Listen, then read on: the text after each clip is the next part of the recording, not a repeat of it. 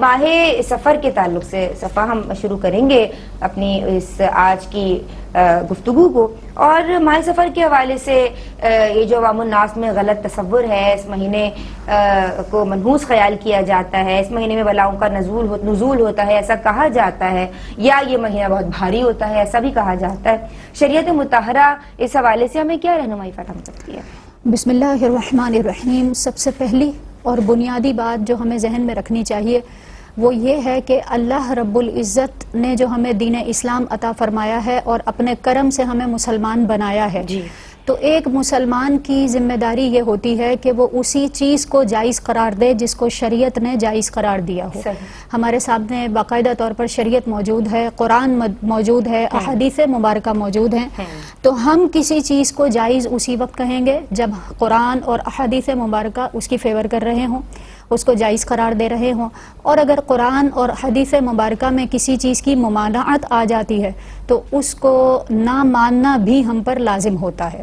باقی رہا یہ معاملہ کہ اس طرح کے کانسیپٹس ہمیں سفر کے بارے میں آج نہیں بلکہ یہ تو دور جاہلیت سے یہ سلسلہ شروع ہوا ہے جو اب تک باقی ہے، اور صورتحال یہ ہے کہ اس مہینے کو 13 تیزی کا مہینہ، ایک شروع کے جو 13 دن ہیں وہ بہت زیادہ جو ہے وہ سختی کے دن ہوتے ہیں، جس کی وجہ سے پورے مہینے کا نام ہی 13 تیزی کا مہینہ رکھ دیا جاتا ہے۔ اسی طرح بلاؤں کے نازل ہونے کا مہینہ، اور جو ہے وہ شادی نہ کی جائے، اور اسی طرح سفر نہ کیا جائے اس مہینے میں، اس طرح کی اور اس سے ملتی جلتی بہت سی باتیں ہمارے معاشرے میں بہت زیادہ عام ہیں۔ یہ یاد رکھیے گا کہ توہم پرستی یعنی ایسی چیز کا اعتقاد رکھنا، یقین رکھنا، اپنا نظریہ بنا لینا کہ جس کی کوئی حیثیت ہی نہ ہو، جس کی کوئی حقیقت ہی نہ ہو، اور چونکہ دیکھیں حقیقت تو ہمیں قرآن اور حدیث نے بتانی ہے، قرآن اور احادیث مبارکہ میں اس کی کوئی حقیقت، کوئی حیثیت شرعی اعتبار سے، جائز ہونے کے اعتبار سے نظر نہیں آتی۔ اور پھر توہم پرستی اس کو کہتے ہیں، صرف ہمارے وہم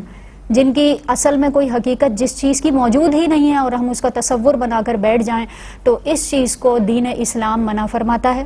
اور اسی طرح ہم یہ دیکھتے ہیں کہ دین اسلام بلکہ تمام باطل عقائد، تمام باطل تصورات اور باطل نظریات کو مٹانے کے لیے آیا ہے۔ اسی لیے نبی کریم صلی اللہ علیہ وآلہ وسلم نے ارشاد فرمایا، لا سفر،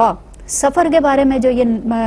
منحوس ہونے کی باتیں مشہور ہیں اس کی کوئی حقیقت نہیں ہے، ولا طیرۃ، اور جو ہے وہ بدفالی لینے کا جو ایک کانسیپٹ ہے اس کی بھی شرعاً کوئی حیثیت نہیں ہے، ولا حامہ، یہ الو کو منحوس سمجھا جاتا تھا پہلے، اس کی بھی دین اسلام میں کسی قسم کی کوئی منحوس ہونے کے اعتبار سے کوئی حقیقت موجود نہیں ہے۔ بلکہ ہم یہ دیکھتے ہیں کہ سفر المظفر، کامیابی کا مہینہ تو اس کو کہا جاتا ہے، اس کی وجہ یہ ہے سفر المظفر کہا جاتا ہے، سب جانتے ہیں سفر المظفر کے یہ بالکل ایک بہت معروف ٹرم ہے، اور کیوں؟ اس لیے کہ معنی نہیں معلوم ہوتے نا، مظفر کامیابی کا مہینہ، اور اسی مہینے کے ساتھ یہ کیوں لگا دیا گیا تاکہ وہ جو وہم ہے وہ اس باطل عقیدے کی، باطل نظریے کی جو ہے وہ اس کو کل عدم قرار تو دیا ہے دین نے، لیکن ہمارا کانسیپٹ بھی یہ بن جائے کہ یہ مہینہ تو اس کے ساتھ تو باقاعدہ طور پر مظفر کا لفظ استعمال ہوتا ہے۔ پھر یہ کہ یہ بھی ہمارا یقین اور عقیدہ ہونا چاہیے کہ ہمیں کوئی برائی پہنچے گی تو وہ بھی رب کے حکم سے پہنچے گی،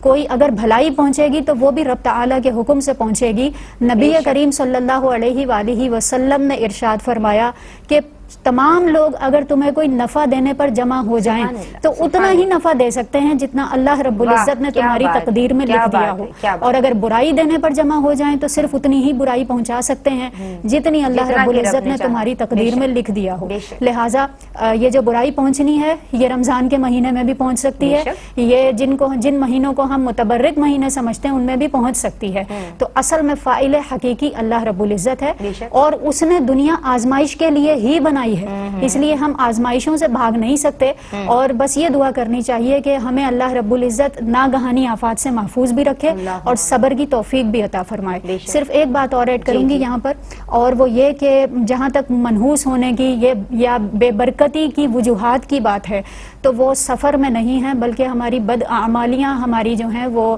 بے برکتی کا سبب بنا کرتی ہیں۔ لہٰذا ایسے کاموں سے جو برائی کی طرف لے کر جانے والے ہوں، اللہ رب العزت نے ان سے منع فرمایا فرمایا ہو ان سے بچنا چاہیے، اور اس توہم پرستی بدعمالیاں کو تو سارا سال جاری رہتی ہیں، وہ سارا سال جاری رہتی ہیں، اس سے کوئی بے برکتی نہیں آتی، لیکن جب بات آتی ہے سفر کے مہینے کی تو پھر وہ ساری بے برکتیاں ہمیں نظر آ جاتی ہیں۔ لہٰذا ہمیں اپنی جو برے اعمال ہیں ان کو درست کرنے کی ضرورت ہے، اور توہم پرستی سے اس لیے بھی بچنے کی ضرورت ہے کہ عقیدہ توحید ہمیں اس کے خلاف نظر آتا ہے۔ عقیدہ توحید تو ہمیں یہ حکم دیتا ہے کہ صرف اللہ رب العزت پر ہی یقین رکھا جائے اور اسے ہی مؤثر حقیقی سمجھا جائے، پھر یہ چیزیں ظاہر ڈپریشن بھی پیدا کرتی ہیں، تو ان سے بچنا چاہیے۔